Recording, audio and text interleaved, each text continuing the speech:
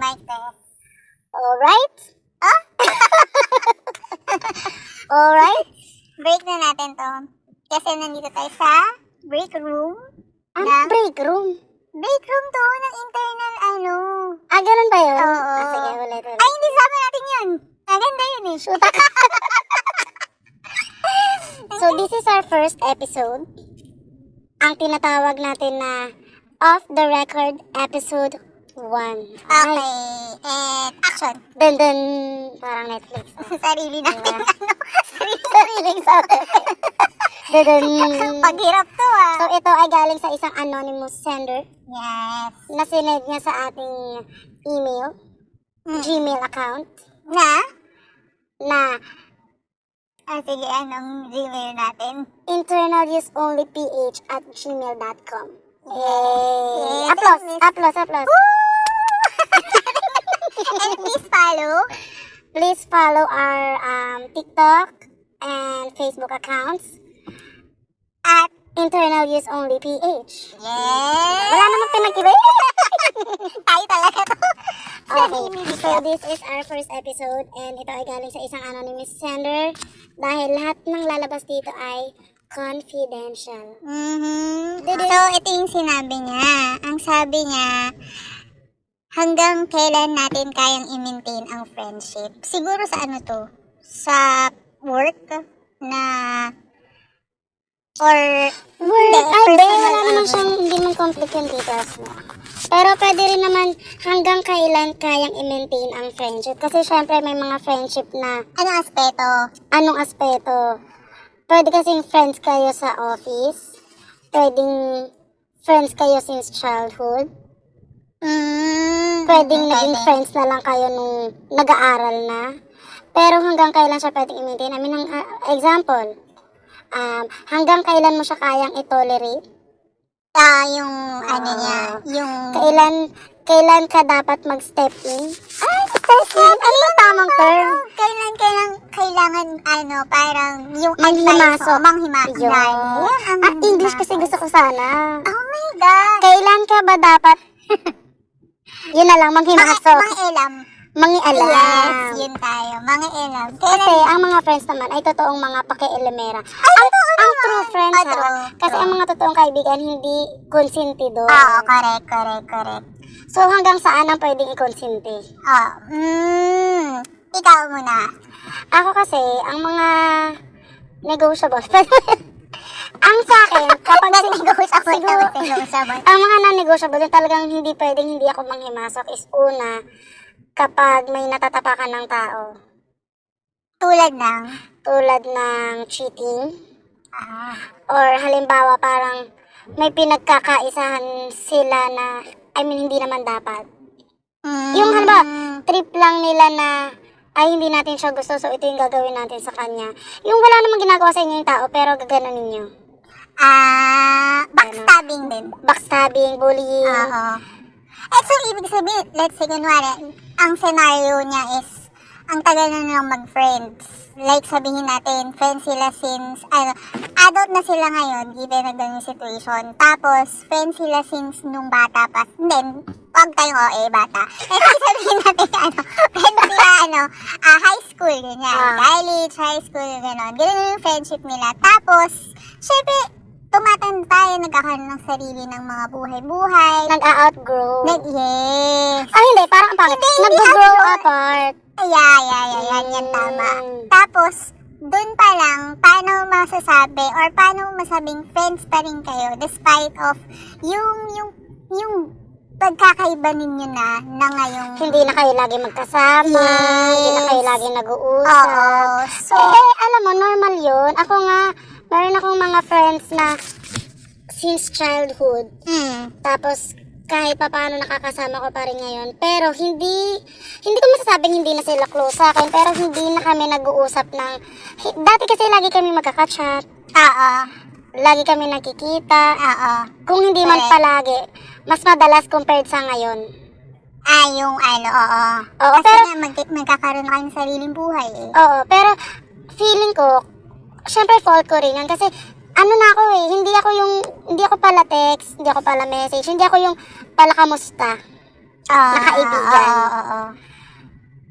Ang layo na nang narating. Parang, Yung tanong mo naman, tolerate. paano hanggang kailan mo kayang i-maintain daw yung friendship I-maintain nito? yung friendship. Na ganun Ako, nga hanggat wala na namang- nag-grow kayo. Ako nag-grow apart. Oo.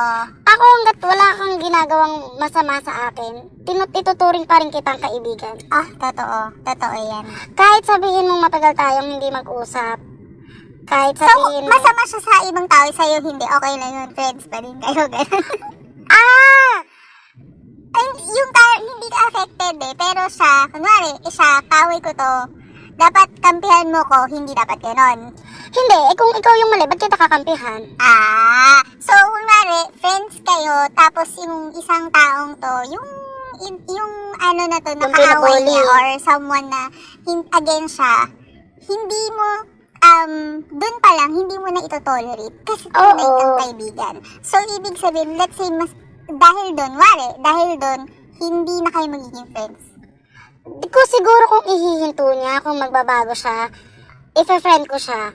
Ife-friend ko pa din siya. Pero kung nakailang suway ka na, tapos ganun pa rin siya, paano mo masasabi na hindi na din yan gagawin sa akin? Kasi high chance, kung ginagawa niya sa iba, imposibleng hindi na gawin sa'yo. Sige, magbibigay ako kunwari ng scenario for so long na kunwari itong si friend mo, tapos meron siyang story na hindi siya legally kabit, pero kabit kasi siya in a sense na may minamahal siya na taken na. Hindi naman masamang mahalin ang taken. Ang tanong, may ginagawa ba sila nung taken? Tulad ng? Kasi hindi mo naman mapipigilan yung puso mo na mahalin siya. May friend ka bang gano'n? Meron, pero Ayan. tinuloy niya. Legal na sila ngayon? Yeah, Okay, Oo. So, kabit na siya, ngayon siya na yung legal. Oo, niligal na siya. Ay, So, kaya siya happy kasi siya na yung, siya ang pinili. Saan nag-work? Itago na lang natin sa pangalang at sa opisinang BPO. hindi. Ay, hindi BPO. Actually, may BPO at may hindi. Ay, dalawa pa. Wait lang, parang natawa ako sa...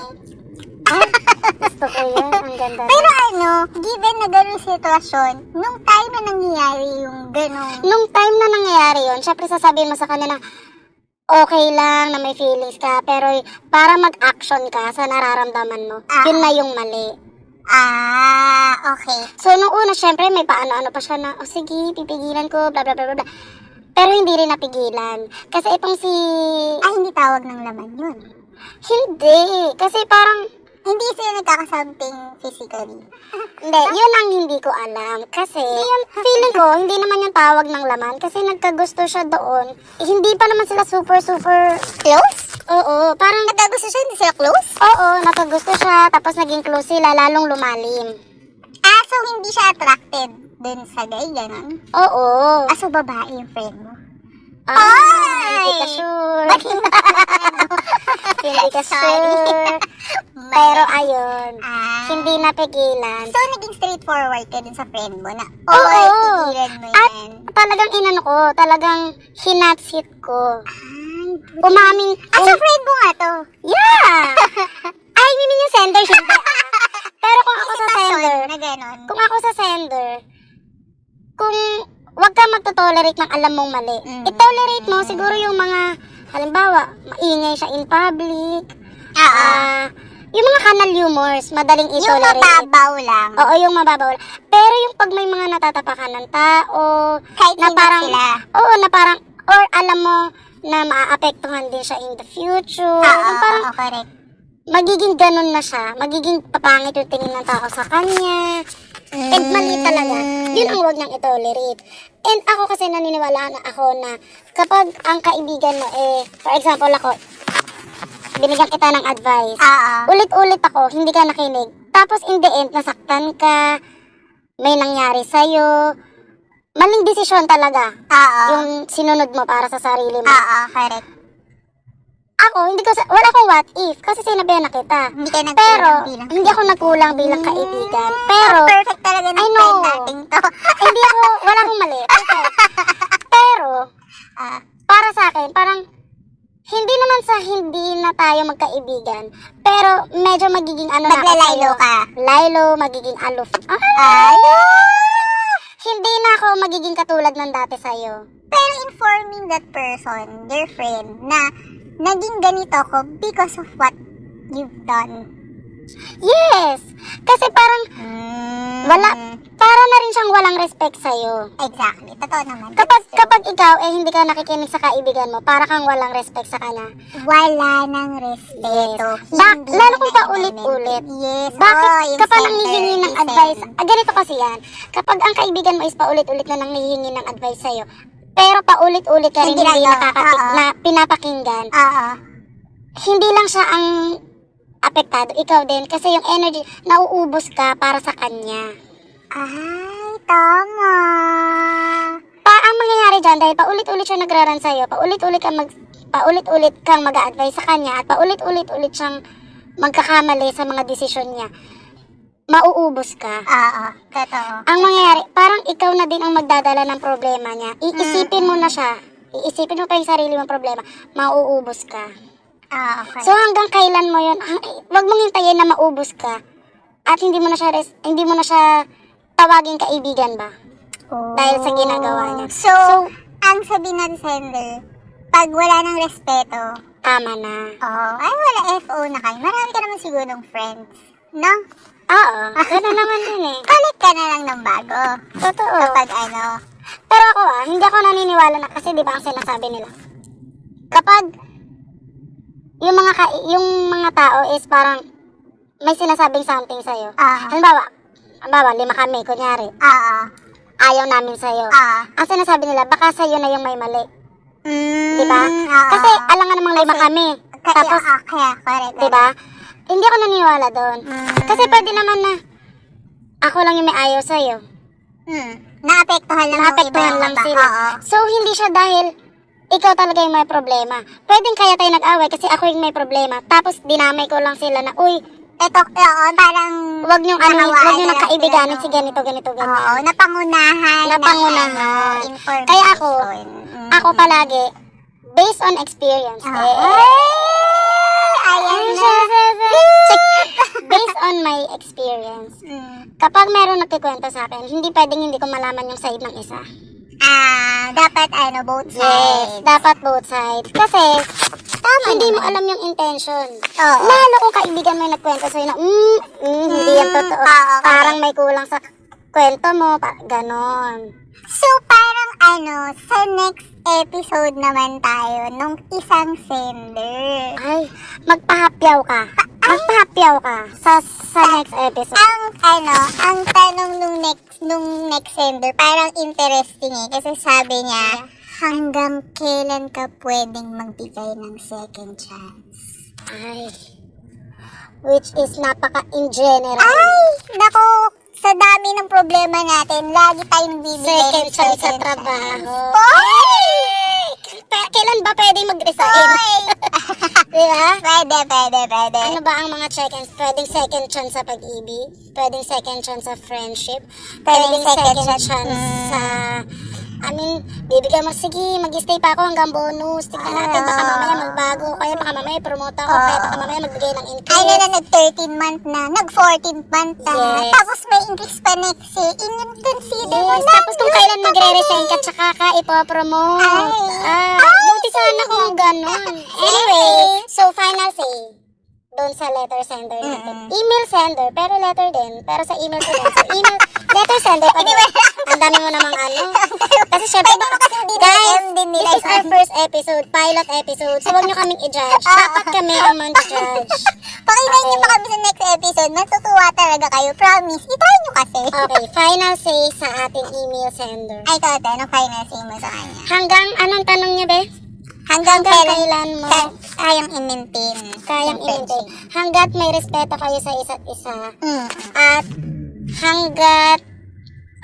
hanggat tinuturing yung kaibigan ng isa't isa. At may respeto kayo sa isa't isa. Kasi pag wala ng respeto, parang hindi na deserve tawagin kaibigan. Correct. For me. Correct. So kung ano yung kaya mong i-tolerate, nasa sayo yun. Pero ako, yun, nagbigay na ako ng list ko ng hindi pwedeng i-tolerate. Tingin ko yun na yung, i-add ko na, I agree. Wow, ang dami mong sinabi. Parang, ikaw yung pinakamalaki ambag sa unang episode. No, sobra. Ako lang yung responsive na type of person. Pero yes, totoo naman yun. It will always boils down to the part of respect. Yun lang naman yun eh. Sabi naman din nila na parang ang respeto ay Both ways. At para sa lahat. yes. So, Ako, hindi rin siya, ako. parang hindi mo siya ini-impose, sabi Yes. niya, Pero alam mo ko kasi, para sa akin lahat ng tao dapat nire-respeto. Huwag mo akong bibigyan ng dahilan para hindi na kita Ayun lang. i-respeto. Dun lang. Kasi ang di ba sabi nga nila, ang respect, ino-earn niya. Yes, correct. Ako hindi ako naniniwala doon. Ay, Lahat talaga. kayo Naku, may parang respect. in episode 3 na lang. Yes. natin yung Ako part na naniniwala ko na wala kang kailangan gawin para i-respeto kita. I-respeto kita maging sino ka man, Ay, ano iba. man ang posisyon Ang mo. huli ano man kasi ng kaibigan ko. Yes, ano man ang estado mo sa buhay. Ay, totoo naman yun. Kaya wag mo akong bibigyan ng dahilan para hindi na kita Ah, sino nga yun? i-respeto. Madami-dami. Ay, naku. Mga 3 pages. Episode 3 na to. Anyway, sige Okay. na nga, mag-move forward na lang tayo. O mag-outro ka. Paano ang outro sa first episode? Paano mag-outro? Outro! Bye! Visit.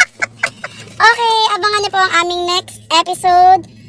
Yun na, meron... Continue to follow. Yes. Continue to follow, like, and subscribe sa aming social media pages, Facebook, YouTube, and TikTok. Ang username? Internal News Only PH. Yes, nandun naman siguro sa anong description. Basa-basa din naman tayo. Alright, Thank until you so sa next much. episode. Paalam! Bye!